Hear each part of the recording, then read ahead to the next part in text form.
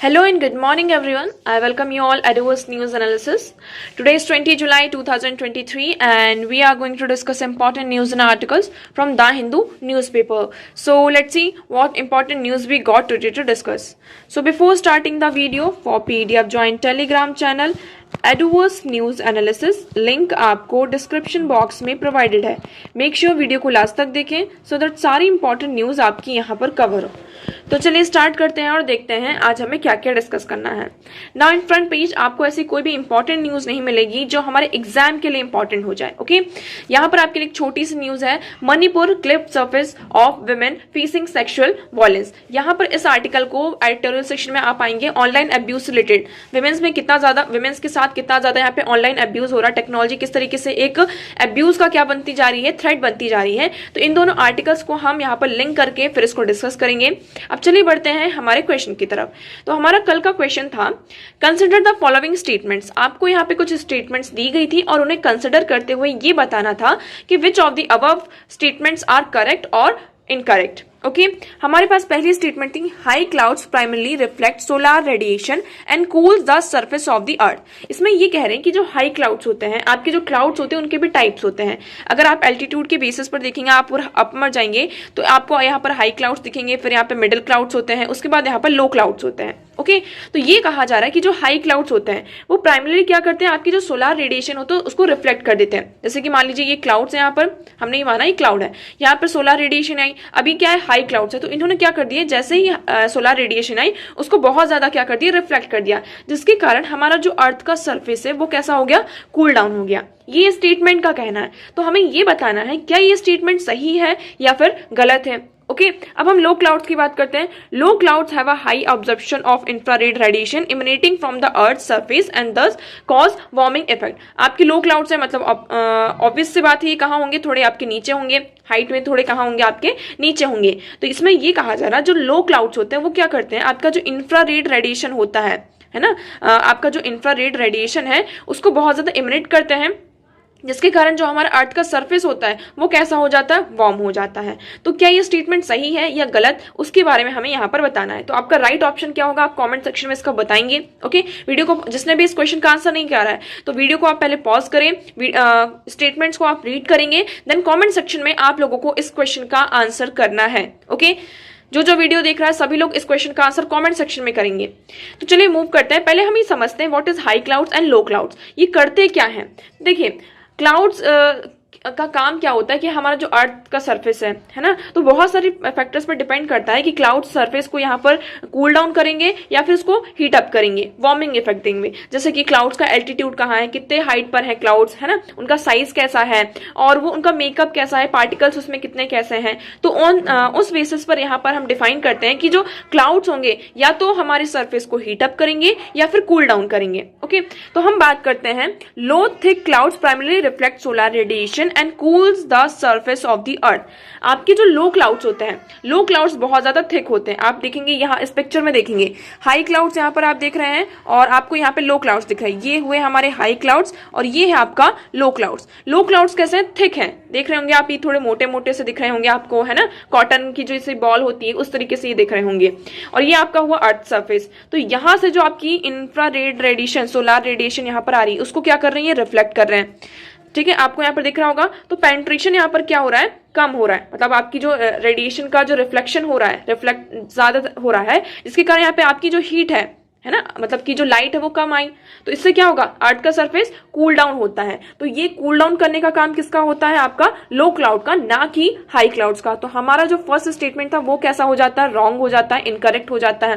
Second हम statement की बात करते हैं. हाई क्लाउड जो होते हैं आपके थिन होते हैं. देखिए आप यहाँ पर आपको थिन थिन दिख रहे होंगे, पतले पतले, इसको हम सीरियस क्लाउड्स भी कहते हैं. तो high thin clouds primarily transmit incoming solar radiation at the same time they trap some of the outgoing infrared radiation emitted by the earth and radiate it back downwards, thereby warming of the surface of the earth. आपके जो high clouds होते हैं आप देखेंगे ये थोड़ा सा ही क्या करते हैं, सोलार रेडिएशन जो आपकी होती है उसको रिफ्लेक्ट कर पाते हैं। ओके, और जो इंफ्रारेड रेडिएशन भी होती है जो यहाँ से आपकी जो हाई क्लाउड्स यहाँ पे जब टकराती है उसको भी एब्जॉर्ब करके फिर क्या कर देती है, अर्थ सरफेस में फिर से एमिट कर देती है, जिसके कारण जो हमारा अर्थ होता है वो क्या होने लगता है, थोड़ा थोड़ा गर्म होने लगता है। तो हाई क्लाउड्स का काम क्या होता है, ये सोलार रेडिएशन को बहुत ज्यादा क्या करती है, मतलब कि ये काम किसका होता है, हाई क्लाउड्स का हो जाता है। तो आपका जो सेकंड स्टेटमेंट है वो भी क्या हो जाता है, रॉन्ग हो जाता है। तो आपका राइट ऑप्शन क्या है इसमें से, option D, neither 1 and nor 2।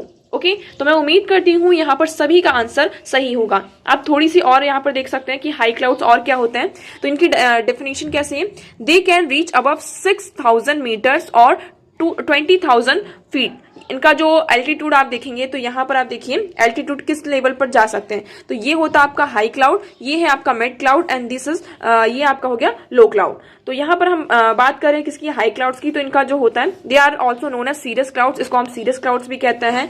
They are usually thin and are made up of ice. ये कैसे होते हैं, यूजली थिन होते हैं, मतलब पतले पतले होते हैं, और ये ज्यादातर किससे बने होते हैं, आइस जो होता है आपका उससे बने होते हैं। They often indicate fair weather and hence do not produce rain. अगर आपको यहाँ पर हाई क्लाउड्स दिख रहे हैं, सीरियस क्लाउड कैसे होते हैं इसके आप देख सकते हैं, ये आपके बहुत पतले पतले होते हैं। ये देखिए थोड़े थोड़े से आपको ऐसे क्लाउड्स दिखते हैं, ये इस तरीके से, इसको सीरियस स्ट्रेटस भी कहते हैं, हम सीरियस भी कहते हैं, है ना। तो अगर इस तरीके की कंडीशन आपको दिख रही है तो मतलब कि आपका जो वेदर है वो कैसा होगा, प्लीजेंट होगा, फेयर होगा, और ये रेन नहीं करता है। हम लो क्लाउड्स की बात करते हैं, ये आपको 6500 की फीट मतलब उसके नीचे होते हैं, और अर्थ सरफेस आप देखेंगे तो 2000 मीटर तक होते हैं। लो क्लाउड्स को हम स्ट्रेटस क्लाउड्स भी कहते हैं। ये आपके जो लो क्लाउड्स होते हैं इसमें देखेंगे आपको यहाँ पे स्ट्रेटसो क्लोमस ये सारे क्लाउड देखने को मिलते हैं, nimbostratus. Okay, they make appear dense, ये आपको डेंस दिखेंगे, जैसे कॉटन बॉल, आपने बहुत सारा कॉटन एक साथ इकट्ठा कर लिया हो, कलेक्ट कर लिया हो, तो ये इस तरीके से आपको देखेंगे, ये इस तरीके से आपको यहाँ पर लो क्लाउड्स देखने को मिलते हैं। They may appear dense, dark and rainy और snowy and can also be cottony, white, clumpy, interspersed with blue sky. तो ये आपको कैसे देखेंगे, जैसे व्हाइट कॉटन होता है, बहुत सारा उसको हमने कलेक्शन कर लिया, इस तरीके से आपको लो क्लाउड्स आपको देखने को मिलते हैं। ओके, तो चलिए मूव करते हैं। आई होप आपको यहाँ पे क्लाउड्स के बारे में भी अब क्लियर होगा। तो आप इस पिक्चर से देख सकते हैं, यहाँ पर आपका हाई क्लाउड होता है, फिर middle and then low cloud. Low इनके भी टाइप्स होते हैं। हाई क्लाउड में आपको सीरो स्ट्रेटस मिलता है, सीरो क्लोमलस मिलता है, सीरस मिलता है। ओके, मिडिल में आपको अल्टो स्ट्रेटस, अल्टो क्लोमलस देखने को मिलता है। थोड़ा मतलब ये जो आपका मिडिल है तो इसमें यहाँ पर जो लो क्लाउड है और हाई क्लाउड दोनों की यहाँ पे थोड़ी थोड़ी प्रॉपर्टीज देखने को मिलती है। ये थिन भी होते हैं, ये शीट टाइप्स में होते हैं, और थोड़े से यहाँ पर थिक भी होते हैं। बट इन कंपैरिजन टू अगर हम कंपेयर करें किससे, हाई क्लाउड से और लो क्लाउड से, तो आपको डिफरेंस देखने को मिलेगा। ओके, नेक्स्ट हम मूव करते हैं हमारे नेक्स्ट क्वेश्चन की तरफ। तो आज का पहला क्वेश्चन है, mission Indradhanush launch by the government of India pertain. यहाँ पर ये 2016 का आपका क्वेश्चन है, यूपीएससी के द्वारा इसे पूछा गया था कि जो मिशन इंद्रधनुष है, हमने कल वैक्सीन से रिलेटेड यहाँ पर एक क्वेश्चन को डिस्कस किया था, आप सभी को याद होगा, डीपीटी वैक्सीन से रिलेटेड यहाँ पर हमने डिस्कस किया था। तो वैक्सीन का जो प्रोग्राम है mission Indradhanush launch by the government of India, यहाँ पर ये जो मिशन है वो किससे रिलेटेड है ना, आपको ये बताना। आपके पास ऑप्शन है immunisation of children and pregnant women, construction of smart cities across the country, India's own search for earth like planet in outer space, new education policy. तो ये किससे रिलेटेड है मिशन इंद्रधनुष, आपको ये कमेंट सेक्शन में बताना है इस क्वेश्चन का राइट ऑप्शन। कमेंट वीडियो के लास्ट तक आपको इस क्वेश्चन का आंसर मिल जाएगा। तो क्या मिशन इंद्रधनुष, इसका काम यहाँ पर बच्चों को और जो प्रेग्नेंट वुमेन है उनमें वैक्सीन प्रोवाइड करना है, इम्यूनाइजेशन करना है, या फिर सिटीज में यहाँ पे हमें कंस्ट्रक्शन करना है स्मार्ट सिटी का, या फिर हमें जैसे कि स्पेस में आपका जो आउटर स्पेस है वहां पे अर्थ लाइक प्लैनेट को सर्च करना, या फिर न्यू एजुकेशन पॉलिसी से रिलेटेड है। तो इसका राइट ऑप्शन क्या है आप लोग कमेंट सेक्शन में बताएंगे। नेक्स्ट हमारा क्वेश्चन है, with reference to palm oil consider the following statement. Palm oil के बारे में आप सभी को पता होगा, तो उसे से रिलेटेड आपके कुछ स्टेटमेंट्स दिए गए हैं, और कौन सी स्टेटमेंट आपके यहाँ पे सही होती है और कौन सी गलत है ये आपको बताना है। तो palm oil tree is native to south east Asia. क्या पाम ऑयल ट्री आपका साउथ ईस्ट एशिया में नेटिव है? नेक्स्ट है the palm oil is a raw material for some industries producing lipstick and perfume. Palm oil एक तरीके से raw material की तरह काम करता है कुछ इंडस्ट्रीज में, जिसमें हम लिपस्टिक एंड परफ्यूम्स में इसका मेनली यूज करते हैं। तो ये स्टेटमेंट आपकी राइट है या रॉन्ग, ये आप लोगों को बताना है। The palm oil can be use to produce biodiesel. क्या हम पाम ऑयल का यूज बायोडीजल्स को प्रोड्यूस करने में कर सकते हैं या नहीं? ओके, सो ये आपके पास 3 स्टेटमेंट है और 3 स्टेटमेंट से कौन सी स्टेटमेंट आपकी सही है और कौन सी गलत, ये आप लोगों को बताना है। ओके, इस क्वेश्चन का आंसर आप लोगों को कल दिया जाएगा। अब चलिए मूव करते हैं हमारे नेक्स्ट आर्टिकल की तरफ। तो आपका जो पहला आर्टिकल है, देखिए ये इतना ज्यादा इंपॉर्टेंट नहीं है, इसमें मेनली बस किसकी बात की गई है, a job and career right the disable can not be denied. यहाँ पर जो डिसेबल पीपल हैं उनका भी क्या है, राइट है, जॉब का राइट है, करियर का राइट है, और उसे हम डिनाई नहीं कर सकते हैं। तो इसके लिए आपका एक एक्ट आ जाता है, सिर्फ इस आर्टिकल में आपको इस एक्ट के बारे में पढ़ना है। The person with disability equal opportunity protection of right and full participation act 1995। ये आप इसको हम PWD एक्ट के नाम से भी जाना जाता है। ओके, पहली बार इसमें हमने क्या किया था, जो डिसेबल पर्सन के जो राइट्स हैं, जैसे कि एम्प्लॉयमेंट का राइट हो गया, गवर्नमेंट जॉब्स का राइट हो गया इक्वल बेसिस पर, उसको हमने क्या किया था, रिकॉग्नाइज किया गया था। और इसी के चलते जो डिसेबल पर्सन है उन्हें 3% का क्या किया गया है, रिजर्वेशन भी प्रोवाइड किया गया है। वेरियस यहाँ पे रिजर्वेशन सीट प्रोवाइड की गई है, जैसे कि जो ग्रुप सी ग्रुप डी के जो एग्जाम्स होते हैं आपके, ओके, तो उस तरीके से यहाँ पर क्या होता है, पर्सन को आप क्या किया गया है, रिजर्वेशन प्रोवाइड किया गया है। Now the act extended reservation for the disable and group A and group B. इसमें जो डिसेबल पर्सन है उनको भी कैटेगराइज किया गया है। एक आपका ग्रुप ए आ जाता है और दूसरा आ जाता है आपका ग्रुप बी, और इसको भी अब क्या कर दिया गया है, थोड़ा एक्सटेंड कर दिया गया है, जिसमें क्या आप देखेंगे, dignity equality of disabled at all level including career advancement, government job. In addition to this, it also fixes the percentage of reservation of seat at 3% which open to stage of recruitment to disabled people in different sector of the government. तो यहाँ पर government jobs के भी लिए हमने क्या किया है, जो डिसेबल्ड पर्सन है उनको रिजर्वेशन प्रोवाइड किया है। ओके, तो देखिए सिर्फ आपको यहाँ पर इतना याद रखना, आपसे अगर पूछ लिया जाए कि डिसेबल्ड पर्सन को रिजर्वेशन प्रोवाइड किया जाता है क्या गवर्नमेंट और प्राइवेट सेक्टर दोनों जगह, तो आपका ऑप्शन के आंसर क्या होना चाहिए, यस। ओके, चलिए आगे बढ़ते हैं। हमारा नेक्स्ट आर्टिकल है more than court action revisit the Indus water treaty. यहाँ पर किसकी बात की जा रही है, आपके इंडस वाटर ट्रीटी की। ठीक है, आप सभी को पता है इंडस वाटर ट्रीटी आपका कब होता है, 19 आफ्टर पार्टीशन, जब इंडिया और पाकिस्तान का क्या होता है, पार्टीशन होता है। तो यहाँ पर आपकी 6 रिवर होती हैं, मतलब 6 नहीं, आपकी जो इंडस रिवर है और इंडस रिवर की यहाँ पे जो 5 ट्रिब्यूटरीज हैं, मेन ट्रिब्यूटरीज की हम बात कर रहे हैं, मेजर जो उसकी ट्रिब्यूटरीज हैं, तो ये बहुत मतलब कि बड़ी बड़ी रिवर्स हैं।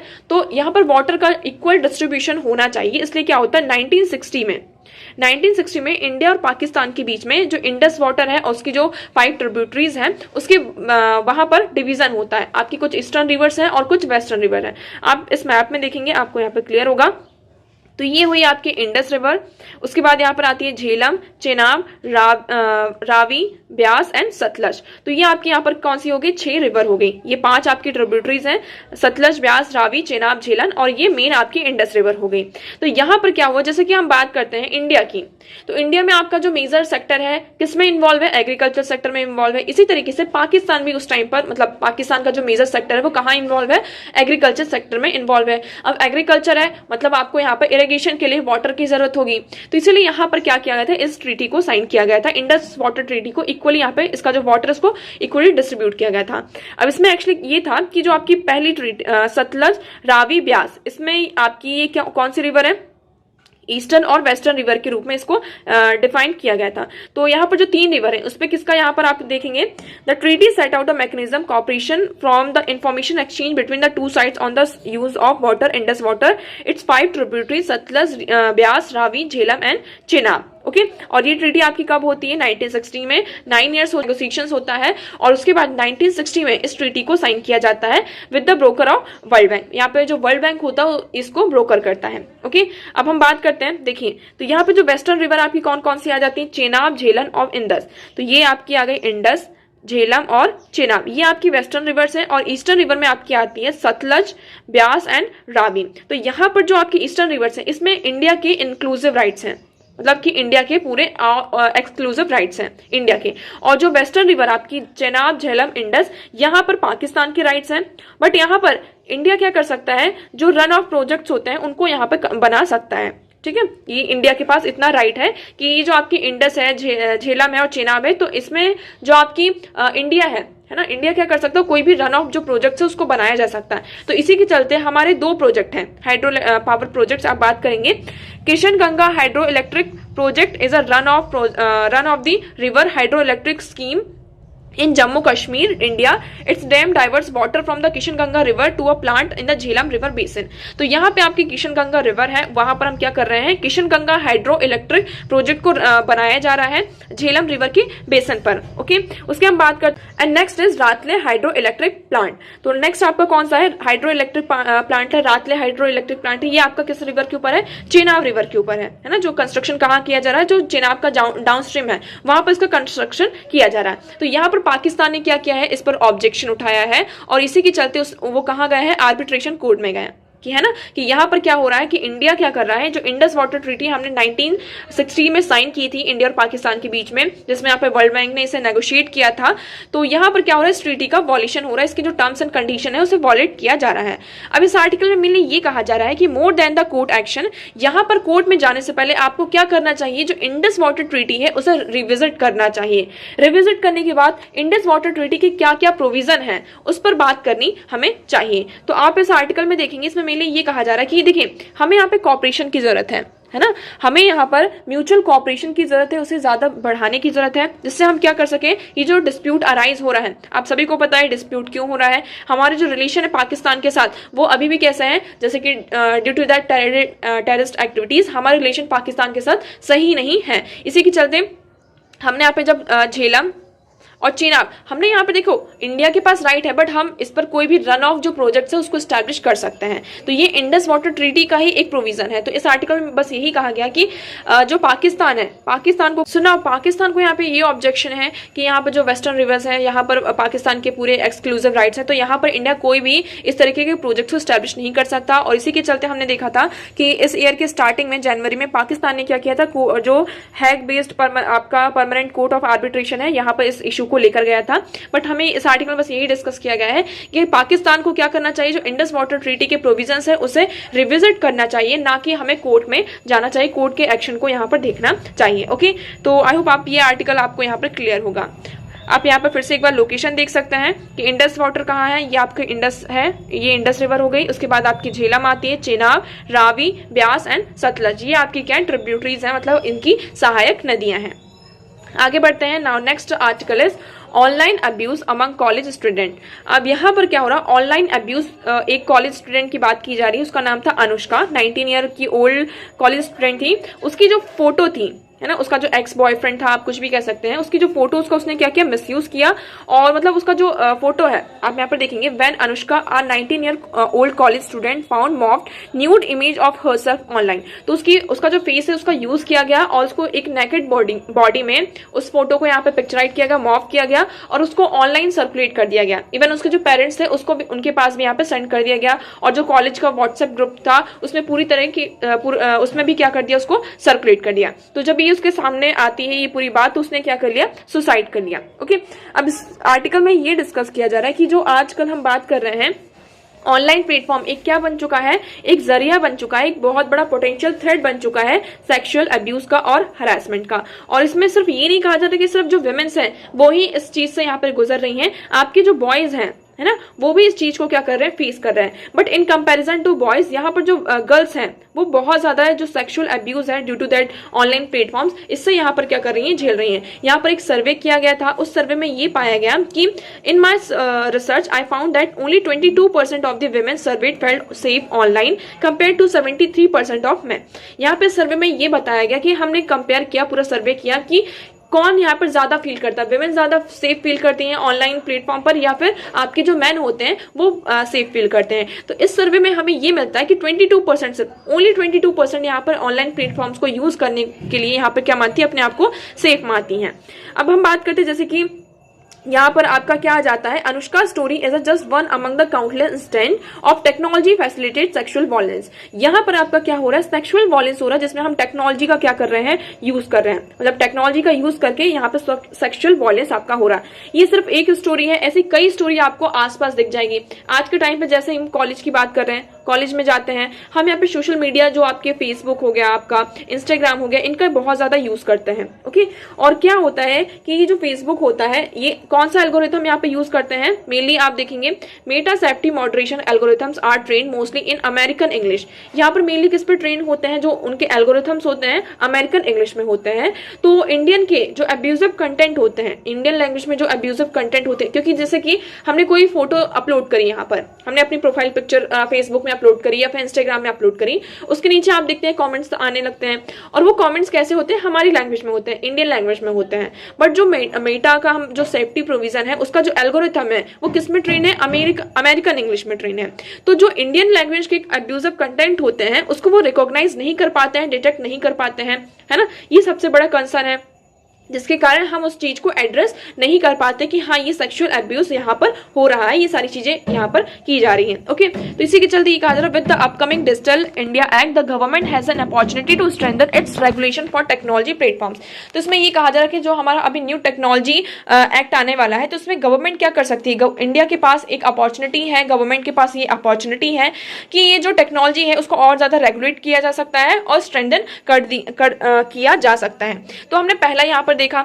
दूसरी हम बात करते हैं, यहाँ पर क्या होता है कि जो कॉलेज एडमिनिस्ट्रेशन है, तो उसे ये फैसिलिटेट करना चाहिए कि किस तरीके से ये जो कॉलेज में अब्यूज होता है उसको हम किस तरीके से फैसिलिटेट करें। जो इंटरनल कमेटी होती है वहां पर भी सारी चीजें यहाँ पर देखना चाहिए। थर्ड हम बात कर सकते हैं कि टॉक ओपनली, यहाँ पर हमें क्या करना होगा, खुलकर बात करना होगा इन बारे में, क्योंकि कई बार क्या होता है, स्पेशली आप गर्ल्स की बात करते हैं, अगर कुछ ऐसी चीज सामने आ जाती है तो उसमें यहाँ पर नेम और शेम की बात आ जाती है कि गर्ल्स के साथ क्या अटैच कर दिया जाता है, यहाँ पर उनका नेम एंड शेम, जिसके कारण क्या होता है, कोई भी बात अगर इस तरीके से होती है तो वो उसको अपनी फैमिली के साथ क्या होती है, शेयर नहीं कर पाते। क्या फैमिली के साथ उसे हम शेयर नहीं कर पाते, और जब फैमिली के साथ शेयर नहीं कर पाते तो हम डायरेक्टली किस पर जाते हैं, डिप्रेशन का यहाँ पे शिकार होते हैं, एंग्जाइटी आपकी होती है, इवन हम सुसाइड जैसे भी यहाँ पर केसेस आपके देखने को मिलते हैं। ओके, तो यहाँ पर यही कहा जा रहा है कि जो सोशल आपका मीडिया है, इस तरीके से आप क्या बनता जा रहा है, एक पोटेंशियल थ्रेट बनता जा रहा है हमारी सोसाइटी के लिए, स्पेशली यहाँ पे गर्ल्स के लिए, कि वो यहाँ पर बहुत ज्यादा क्या हो रही है, उनके साथ हैरेसमेंट हो रहा है, अब्यूज यहाँ पर किया जा रहा है। ओके, आप इसको यहाँ पे एथिकल पॉइंट ऑफ व्यू से भी देख सकते हैं, जैसे कि हमने बात करी अभी कि यहाँ पर क्या होता है, मणिपुर में एक क्लिप सामने आती है जिसमें जो वुमेन होती है उसका फेस यहाँ पर पुट किया जाता है कि वो नेकेड क्या कर रही है, यहाँ पर आपका प्रोटेस्ट कर रही है। तो देखिए, more than 2 months after 3 women were stripped and paraded by mob in Manipur, the police said that have registered a case of gang rape and abduction and women would soon make arrest. तो यहाँ पर देखिए इस तरीके के हम cases हमारे सामने आ रहे हैं, जहां पर हम क्या कर रहे हैं, विमेंस की जो फोटोज होती हैं उसका बहुत ज्यादा क्या कर दिया जाता है, मिसयूज किया जाता है इन ऑनलाइन प्लेटफॉर्म्स। ओके, तो हमें यहाँ पे सही तरीके से हमारी जो प्राइवेसी है, सारी चीजें, इनका हम किस तरीके से यूज करते हैं, ये सेफ्टी जो फीचर्स होते हैं बहुत ज्यादा इंपॉर्टेंट रोल प्ले करते हैं। अब इसी के कारण क्या होता है, जो हमारा सिक्योरिटी का मेजर आता है, हम सिक्योरिटी की बात करते हैं, अगर इस तरीके के इंसिडेंट्स देखने को मिलते हैं तो हम पहले बात करते हैं जो आपकी स्कूल गोइंग गर्ल्स होती हैं, जो स्टूडेंट्स यहाँ पे स्कूल जाती हैं, तो यहाँ पर जो रेगुलेशन होता है, एक तरीके से जो रेगुलरिटी होती है वो यहाँ पर उसमें हमें कमी देखने को मिलती है। यहाँ पर लड़कियां स्कूल जाना छोड़ देती हैं, कॉलेज जाना छोड़ देती हैं। हम जॉब की बात करते हैं कि ठीक है हमने एजुकेशन तो अपनी पूरी कर ली, उसके बाद जब जॉब की बात आती है तो वहां पर भी हम इस तरीके की जो केसेस होते हैं सेक्सुअल हैरेसमेंट के इन द वर्क प्लेस, वो फेस करना पड़ता है, जिसके कारण क्या होता है, जॉब को छोड़ देते हैं। आपकी जो 24/7 जॉब होती है उसमें जब नाइट शिफ्ट की बात आती है, तो नाइट शिफ्ट जब लगती है उसके कारण क्या होता है, बहुत सारे आपकी जो सिक्योरिटी का सबसे बड़ा इशू आता है, जिसके कारण जो ये जॉब्स होती हैं विमेन क्या करती हैं, उसको छोड़ देती हैं, रिजाइन कर देती हैं। तो यहाँ पर हमें सिक्योरिटी को सबसे पहले क्या करना होगा, इंश्योर करना होगा, तभी हम क्या कर सकते हैं, विमेन का जो पार्टिसिपेशन है हमारी सोसाइटी में उसको इनकॉर्पोरेट किया जा सकता है। ओके, तो इस आर्टिकल में सिर्फ इतना ही था। आगे बढ़ते हैं। Now next article is Supreme Court agrees to list pleas to criminalize marital rape before 3 judges bench। यहाँ पर क्या होता है, आपका केस आता है, हम बात करते हैं किसकी, रेप की। तो रेप आपका जो इंडियन पीनल कोड है, आप देखेंगे आपका जो इंडियन पीनल कोड है सेक्शन 375, वो क्या करता है, क्रिमिनलाइज करता है रेप को, है ना।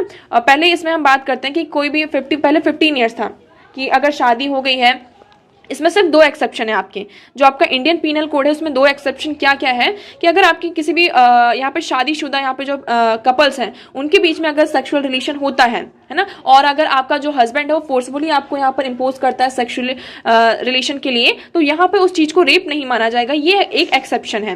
पहले इसमें जो एज थी मतलब कि सेक्सुअल रिलेशन को एस्टैब्लिश करने की वो कितनी थी, 15 ईयर्स थी। उसके बाद इसको यहाँ पे इंक्रीज करके कितनी कर दी गई है, 18 ईयर्स तक कर दी गई है। तो देखिए यहाँ पर आपका जो इंडियन पीनल कोड 375 है, सेक्शन 375, इसमें दो आपके क्या है एक्सेप्शन है। क्या क्या एक्सेप्शन है? Exception 2 of section 375 of the Indian penal code decriminalise marital rape. यहाँ पर उन्होंने डिक्रिमिनलाइज किया किसको, मैरिटल रेप को। मतलब कि अगर कपल्स कैसे हैं, शादीशुदा हैं और वहां पर जो आपका मेल पार्टनर है फोर्सफुली क्या करता है, अपने आप को फोर्सफुली यहाँ पर सेक्स के लिए डिमांड करता है, तो यहाँ पर उसे रेप नहीं माना जाएगा। The petition are largely triggered by the decision from Karnataka and Delhi high courts requiring an authoritative pronouncement from the supreme court. अब इसी के चलते एक केस जाता है कहाँ, आपका कर्नाटक हाई कोर्ट में। वहां कर्नाटक हाई कोर्ट में ये कहा कि रेप इज रेप, चाहे वो वाइफ के साथ हो या फिर चाहे किसी भी लड़की के साथ हो, तो रेप क्या होता है, रेप होता है। आप देखेंगे यहाँ पर the Karnataka high court had held that husband was liable to be charge for rape if he had forcibly sex with his wife. The Karnataka government has supported the High Court judgment in affidavit in the apex court subsequently. तो यहाँ पर Karnataka high court ने ये कहा कि rape क्या होता है, रेप होता है चाहे वो वाइफ हो आपकी या कोई भी दूसरी लड़की हो, तो आपने यहाँ पर रेप किया है। उसके बाद देखेंगे a man is a man and act is an act and rape is an rape be it performed by a man, the husband, on the woman, wife. The Karnataka High Court has observed in its decision saying an accused should be brought to trial regardless of the immunity in the penal code. तो यहाँ पर Karnataka high court ने ये कहा था कि हाँ उसे इंडियन पीनल कोड में क्या मिलती है, इम्यूनिटी मिलती है। मतलब कि यहाँ पर क्या आपका एक एक्सेप्शन है कि अगर उन्होंने क्या करके रखा है कि Indian penal code decriminalises marital rape, hold that sexual intercourse by a man with his wife who is not under 18 years of age without her consent not a rape. यहाँ पर अगर उसकी वाइफ है और वो 18 years की है तो और उसके बिना कंसेंट के भी क्या कर सकते हैं, उसके साथ सेक्सुअल रिलेशन को स्टैब्लिश कर सकते हैं, तो उसको हम रेप की कैटेगरी में नहीं मानते। बट हाई कोर्ट ने ये कहा, कर्नाटक हाई कोर्ट ने, कि यहाँ पे उसे इम्यूनिटी मिल रही है आईपीसी के अंदर, बट फिर भी हम यहाँ पे एक्शन चाहते हैं। तो इसी के चलते यहाँ पर सुप्रीम कोर्ट में एफिडेविट फाइल किया गया है। मतलब बहुत सारे प्लीज आपके पीआईएल फाइल किए गए हैं जिसमें उन्होंने डिमांड करी है कि क्या हमें मैरिटल रेप को, ये जो मैरिटल रेप होता है इसको डिक्रिमिनलाइज करना चाहिए या फिर इसे क्रिमिनलाइज करना चाहिए, है ना। इस पर क्वेश्चन उठ रहा है। अब देखिए इसके दो पर्सपेक्टिव हो सकते हैं। कई बार क्या कर सकते हैं लोग, इसका बहुत ज्यादा मिसयूज भी कर सकते हैं। जो वाइफ्स होती हैं उसका, देखिए जो लोग एक्चुअल में इस चीज से सफर कर रहे हैं तो उनके लिए तो ये अच्छा होगा, बट जो लोग इससे सफर नहीं कर रहे हैं तो उसका क्या कर सकते हैं, इस एक्ट का मिसयूज भी कर सकते हैं। तो ये दोनों कंसर्न हमारे सामने आ रहे हैं। अब देखते हैं आगे चल के सुप्रीम कोर्ट का इसका क्या इसमें जजमेंट होता है। आगे बढ़ते हैं। Now next article is manufacturing of ecosystem for Airbus C295 aircraft taking shape in India. यहाँ पर हमारे इंडिया की हम बात कर रहे हैं कि इंडियन एयरफोर्स में हमने क्या, हमारा जो फर्स्ट C295 ट्रांसपोर्ट एयरक्राफ्ट है यहाँ पे ये आ चुका है, इसको हमने रिसीव कर लिया है। और जो आपके एयरबस और ट्रेनिंग है 20 मेंबर्स पायलट की, उसको भी स्टार्ट कर दिया गया है। इस तरीके से क्या हो रहा है, इंडियन फोर्स का आपका एनहेंसमेंट हो रहा है। यहाँ पे जो मैन्युफैक्चरिंग है वो भी क्या हो चुकी है, स्टार्ट हो चुकी है। नेक्स्ट हम मूव करते हैं। Now next article is 40% of district do not have nursing colleges, health ministry data shows. यहाँ पर हेल्थ मिनिस्ट्री का डेटा आया है और उसके तहत ये बताया गया कि 40% डिस्ट्रिक्ट्स में यहाँ पर नर्सिंग कॉलेजेस नहीं है।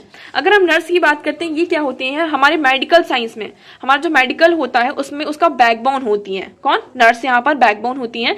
बट हम क्या देख रहे हैं कि हमारे जो 40% डिस्ट्रिक्ट्स हैं यहाँ पर नर्सिंग कॉलेजेस ही नहीं है। Okay, so there are no nursing colleges in 40% of districts across the India, shows the health ministry data. In fact, 42% of nursing institutions are cultured in 5 southern states with 3 western states have 17%। Even southern states में तो आपको nursing college देखने को थोड़े बहुत मिल भी जाते हैं, बट हमें जो आपका वेस्टर्न स्टेट्स है वहां पे ओनली 17% आपको क्या देखने को मिलते हैं, नर्सिंग कॉलेजेस देखने को मिलते हैं।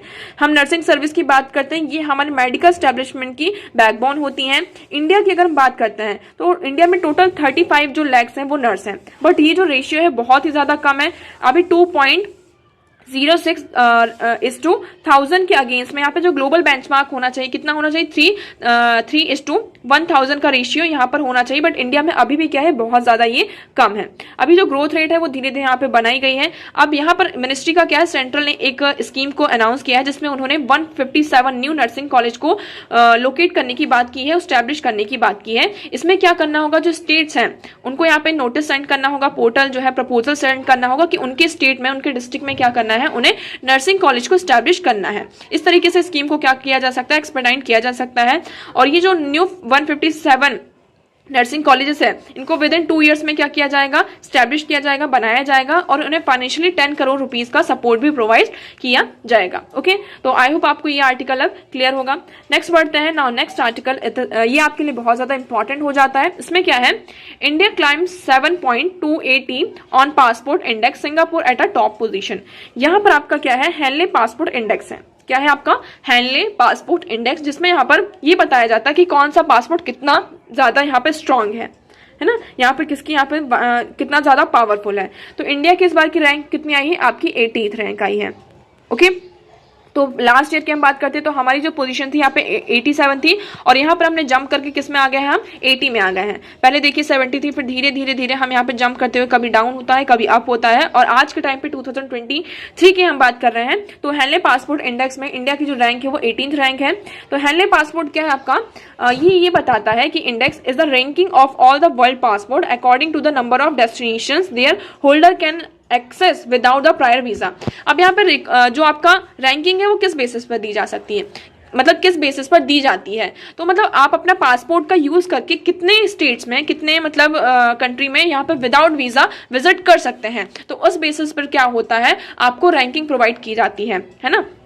तो देखते हैं, मतलब कि जैसे बहुत सारी कंट्रीज ऐसी होती हैं जहां पर आपको वीजा लेना ही लेना पड़ता है, कोई भी वीजा फ्री एक्सेस नहीं होता है। उसके लिए यहाँ पर आपकी मेनली 5 कंट्रीज आ जाती हैं, namely Afghanistan, North Korea, Papua New Guinea and Turkmenistan. यहाँ पर आपको क्या है, कोई भी परमिशन नहीं है, वीजा फ्री आप यहाँ पर एक्सेस नहीं कर सकते, आपको वीजा लेना ही लेना पड़ेगा। ओके, इसी के चलते देखिए हम बात करते हैं, the index include 199 passport and 227 travel destination. यहाँ पर 199 कंट्रीज के पासपोर्ट हैं और 227 डेस्टिनेशन है। और ये देखा जाता है कि किस पासपोर्ट का हम यूज करते हैं, किस कंट्री का, अगर आप इंडियन पासपोर्ट का यूज कर रहे हैं और उसका यूज करके हम कितनी कंट्रीज में वीजा फ्री क्या कर सकते हैं, वहां पर घूम सकते हैं, जा सकते हैं। तो इस बेसिस पर क्या की जाती है, रैंकिंग प्रोवाइड की जाती है।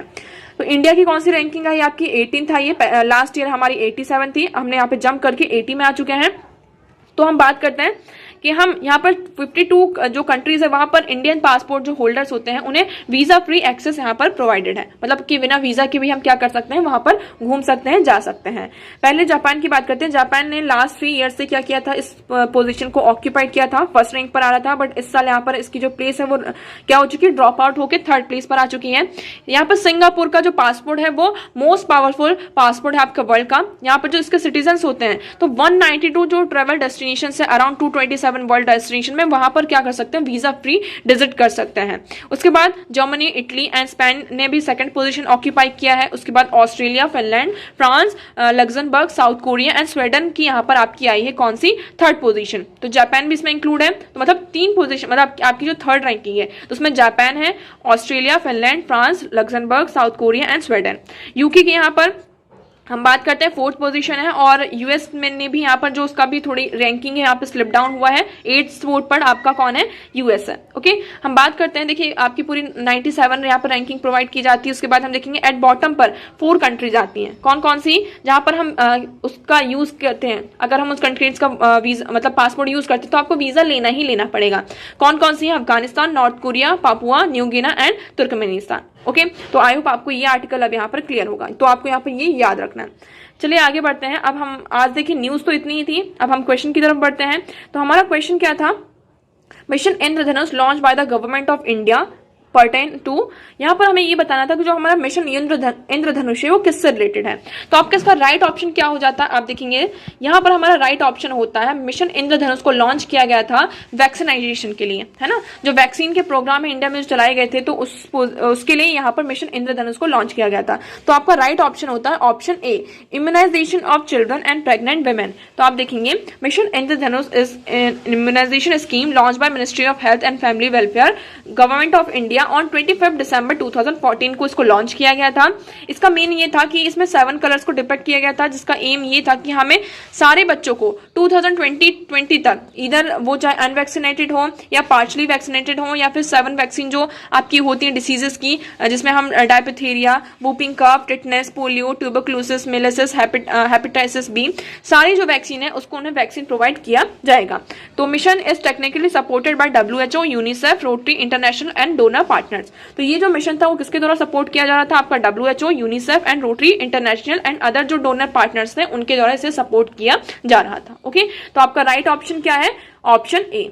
तो मैं उम्मीद करती हूँ यहाँ पर सभी के आंसर सही होंगे और इस क्वेश्चन का आंसर आप लोगों को कमेंट सेक्शन में करना है, कल इसका आंसर आपको दिया जाएगा। So that's for all today. Thank you so much for discussion. I hope आपको सारी चीजें क्लियर होंगी। अगर आपको कोई डाउट होता है, कोई भी इशू होता है तो आप कमेंट सेक्शन में हमसे पूछ सकते हैं।